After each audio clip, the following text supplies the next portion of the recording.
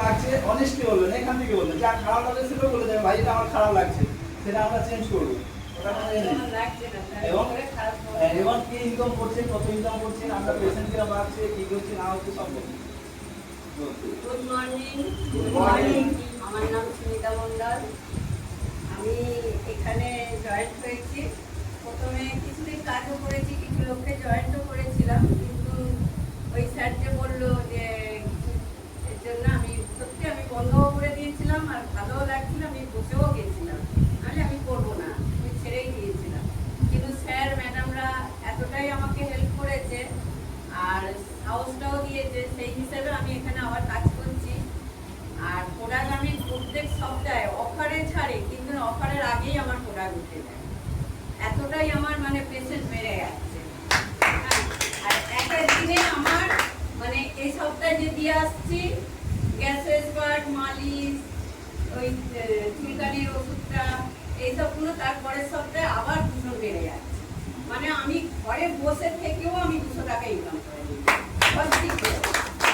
এই জন্য আমি সোনু স্যারকে ধন্যবাদ জানাই যে সোনু স্যার যে প্রোডাক্টগুলো বেছে বেছে নিয়ে আসছে, খুবই আমাদের জন্য ভালো।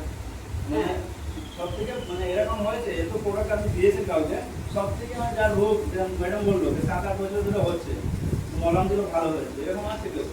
যেরকম অনেক দিনের যে গ্যাসটা যে আমি প্রথমে ভেবেছিলাম যে গ্যাসের জন্য আমি দিচ্ছি ভালো হবে কিনা, প্রথমে আমার পাড়াতে দিয়েছি, দিয়ে দেখলাম যে সত্যি ভালো হয়েছে। এবার তার মা এসে আমাকে বলছে যে তুমি কি দিয়েছো, যে আমার মেয়ে খালি সবকিছু খেয়ে নিচ্ছে। আমি বলি কি তোমার মেয়ে খাচ্ছে? না দুধ, বিস্কুট, চানাচুর কিছুই থাকছে না, রাত 2টোর সময় উঠে দেখছি খাচ্ছে। আমি বলি আমি তো সেরকম কিছু দিইনি।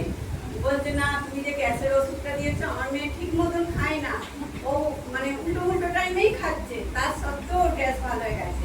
তারপরে আরো যেরকম করে করে আমি কাস্টমার বাড়িয়েছি, তারাও বলছে যে তুমি এমনই প্রোডাক্ট দিচ্ছ যে আমাদের খিদেও বাড়ছে, আবার ঘুমও পাচ্ছে।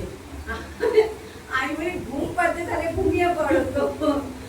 তোমাদের শরীরে এতটাই যে গ্যাস ছিল, যার জন্য পটিটাও পরিষ্কার হয়ে যাচ্ছে, গ্যাসটাও ক্লিয়ার হচ্ছে, যার জন্য বলছে আমাদের শরীরটা খুবই মানে ভালো আছে আগে।